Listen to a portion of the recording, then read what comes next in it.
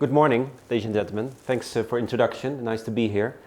I want to show you how a potential future can look like. And that's really interesting because we first have to imagine how we want a better future to look like in order to create it, right? That's really important. We first have to wonder, to think, to dream, to fail, and only then we can construct, engineer, prototype, and realize it. And can I say that I miss that a little bit in the world of today, right? We're sort of ignorant about our future, or like we try to ignore it, or we're a bit scared of it.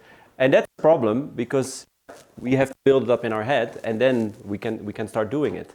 So I want to show you some concrete examples of how that might look like, talking about the future of food, the future of water, and the future of humans. So this is where everything starts and everything ends in a way. The studio in Rotterdam that I founded 12 years ago because I had a lot of ideas and basically everybody told me they were impossible. So you're really depressed and down for one day, and then you put some smart people in a room filled with light, filled with ideas. You put some people in a room who are smarter than you, that's really interesting. Pizza hotline on the door, and you say nobody leaves until we have a solution, right? Until we have a prototype. And I'm the son of a science teacher, so technology is such a great tool to make the ideas, to make the dreams you have in your brain come true. I think that's really important to wonder, to create, which is about beautifying, which is about innovation, but it's also about future. Davos, a little village 10 minutes from here, did a research. What are the top 10 skills you and I need to become future-proof, right? And that's really interesting. So you don't see AI or high-tech technology on this list. Look at this, number 3, creativity. Number 2, learning. Number 1, thinking and innovation. All the things a robot and a computer are actually quite bad at, right? So yeah, we live in a world where technology is taking over a lot of our jobs, accountancy, the farming, etc., etc. But does that mean that you and I become robot food, that we're just feeding machines? No, it means that our human skills, our desire to learn, our desire to share, why are we here today? Right? Those are the values that become more and more important because it separates us from the machines and the robots. So I believe we live in a world where creativity is our true capital. And in that way, the more we invest in that and the more we understand that, the more we will find a harmony with the machines, right? Waterlicht was one of the first installations which tried to envision that. I'm from the Netherlands, so we live below sea level. My Chinese friends visit me in Rotterdam. They say, "You are crazy. Who lives below sea level?" Super dangerous, right? Costs a lot of money and time. Just move to Switzerland, move to the mountains. It's safe. But we don't. And more than 1,000 years, we've created this habitat of windmills, pumps, dikes, management to create our own home. So we fight with water, we fight with nature, but we also learn from nature, and we live with nature. But sometimes even the Dutch, they forget. And that's why the Water Council, that's sort of the water lord, so to speak, who manage and control for more than 1,000 years this intrinsic system, asked us to make Waterlicht. This was a question that I got, create water awareness, and 10 months later we did this. A virtual flood, which here in Amsterdam shows how high water level would be because of climate change. How high the water level would be if those government people would go on holiday for 1 year, do not reply their email, do not pick up their phone. It goes wrong.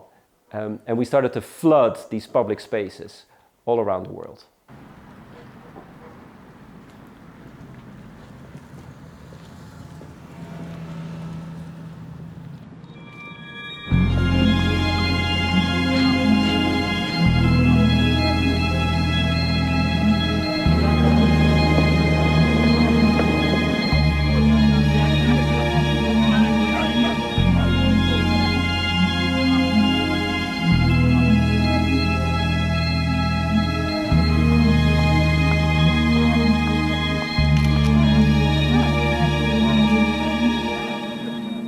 Best wel spooky.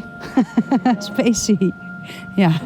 Wat ik het gevoel dat ik erbij krijg is een beetje onder waters. Dat je onder een laag zit.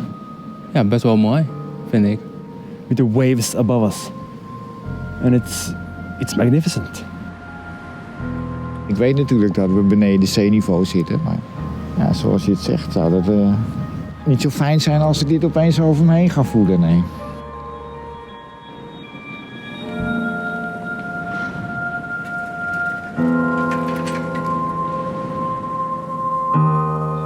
$60,000 people showed up on one night here in Amsterdam. And some were a bit scared, like, is this our future world, right? It's there. But others more and more mesmerized, and they started to stare at it for hours. Should we build floating cities? Should we generate energy from the changing in tide? And I think it's really interesting because we all know, right, sea levels rising, but we know the numbers, but somehow the numbers don't activate us. It's really weird, right? We know smoking is bad, we know sea levels rising, we know the food production, all these things, but the numbers don't activate us. And there's a certain power in creating these kind of experience where almost like you sing a song together, or you go to church together, or you go to a concert together. You have a collective experience, and that's when the message starts to get into your brain. This will be in September in Paris, in Oberhaus in November.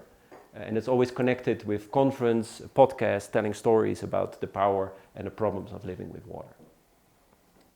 Grow, I think that's one of the reasons why Stephanie asked me to be here, is a project that we recently launched a couple of weeks ago.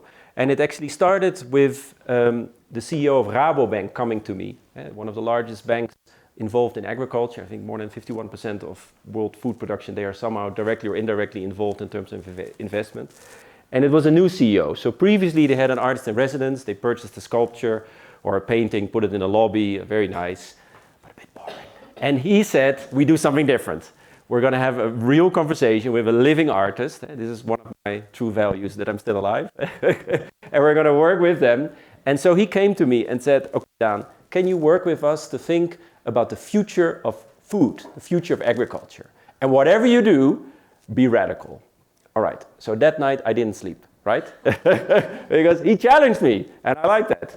And to be honest, I am a city boy, right? This almost feels like cursing in the church, but I am a city boy. 2 years ago, I didn't know the difference between a carrot or a leek when it's in the ground, right? I am disconnected from food. I go to a supermarket, and by the way, the whole team who was working on it, the photobiology experts, my team of designers and engineers, all city boys and girls disconnected from the food. So the first thing we did before I start to design or get to work is we visit these fields that feed us, right? 20,000 square meter field of leek in the Netherlands. And this is the fields that feed us, not as a metaphor, right? These are literally feeding us. And they're huge areas that we hardly notice. We drive by, we don't really see them, we're not connected with them. And what we did is we started hanging out, you know? Like we went there in the morning when the sun would come up, and we would think about it, and we would wait until the sun went down, right? And that was really interesting because you realize also that we call it sunrise, sunset, but of course that's a lie, right? That was based on the old idea that the sun was rotating around the earth, which is, now we know, not true. So actually it's earthrise, earth-centered. It's a different conversation, but basically we're on a sort of spaceship turning around this sun, and that makes day, night, sun as food. Does anyone know how far away the sun is? How many kilometers? Guess. 8 light minutes. Yeah, I know. How many kilometers? No idea. Guess. Give me a number. Anything. 40 million. I think close. 148 million kilometers away. 148 million. So it's pretty far. Anyway, so we became inspired by that sun. 12 months later, we did this. So Grow is actually inspired by that sun, by those fields that feed us. And it highlights the beauty of that agriculture. So it shows the places that feed us. But the light is not just beautiful. The light also has a very specific value. As we were working with Wageningen University, as we're working with the farmers, as we're working with photobiology experts, the term light recipe started to kick in. I'll show you a short movie. Vacant, empty, uninhabited.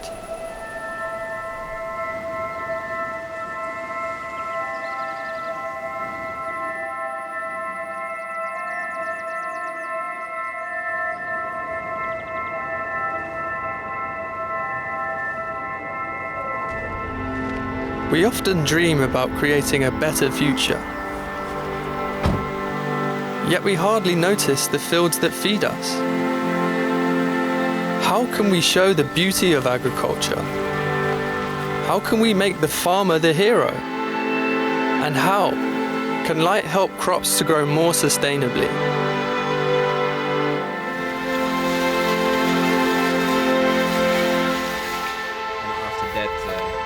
Travel to China, Australia. GROW is actually inspired by scientific research. It shows specific light recipes can enhance plant growth and reduce the use of pesticide up to 50%.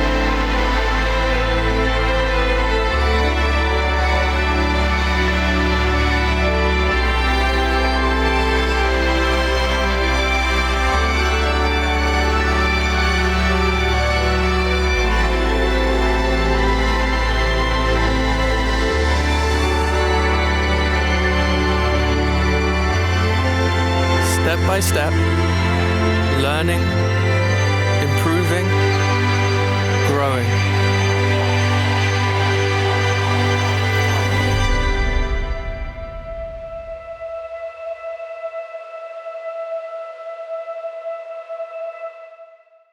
So GROW is on one hand showing the beauty of how a sustainable agriculture can look like, but what was really interesting, the red and the blue as the sun goes down, the GROW light continues the light of the sun.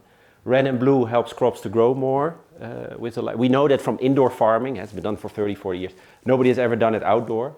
And the ultraviolet light, which can be in it, activates the defense system of crops, and therefore reduction of pesticide can be achieved. A company like Biolumic in New Zealand is working on that. They were a partner in this.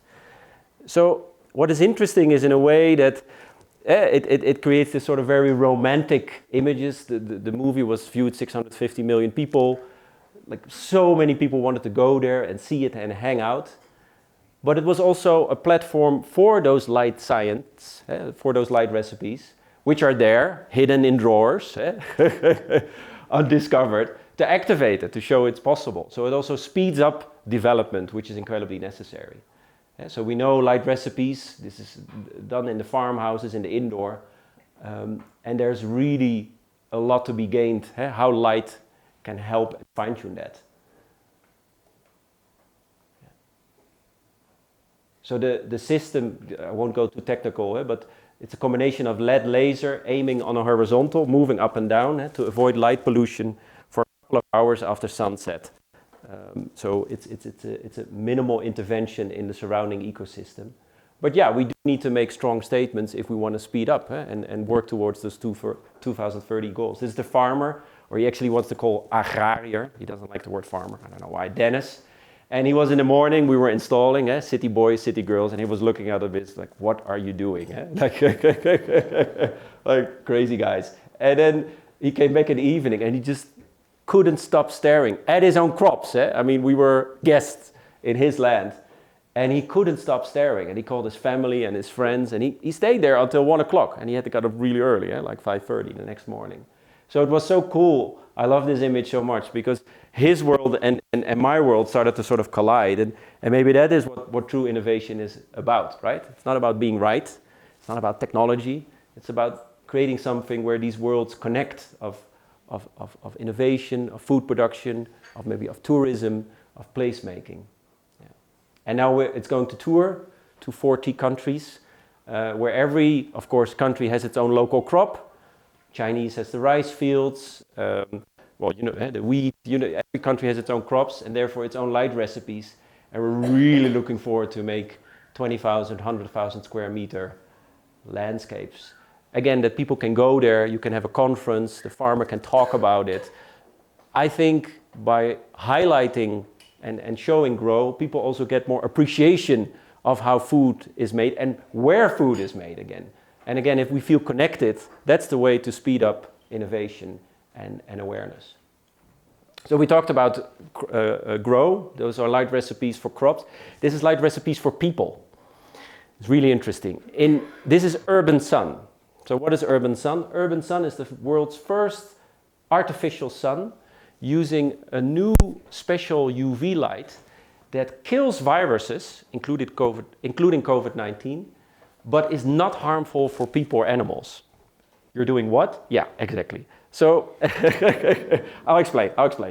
I know it's a bit early, but so we know UV kills viruses on the left. That exists for 80 years, 254 nanometers. But I was reading science journal Nature, where in 2018 a peer-reviewed article appeared about far UVC that you see on the right, shorter wavelength of 222 nanometer, where these scientists of Columbia University discovered this very specific wavelength, which again is not harmful for people or animals. It physically cannot penetrate top layer of the skin, but can still kill viruses, COVID, but all influenza, all the viruses which are there. And I was reading that science article and I'm like, whoa.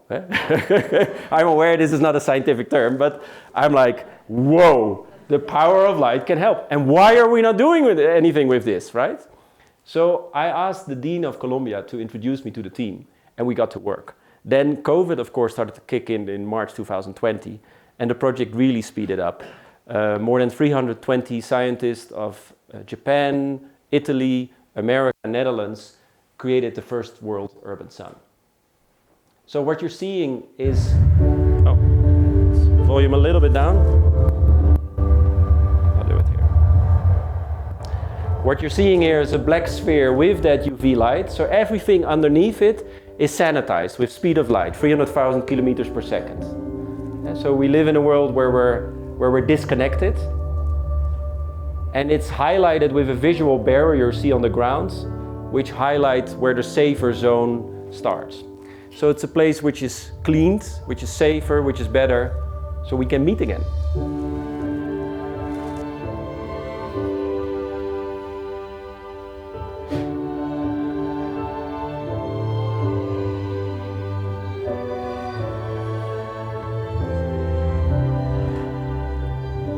Expo Dubai coming up.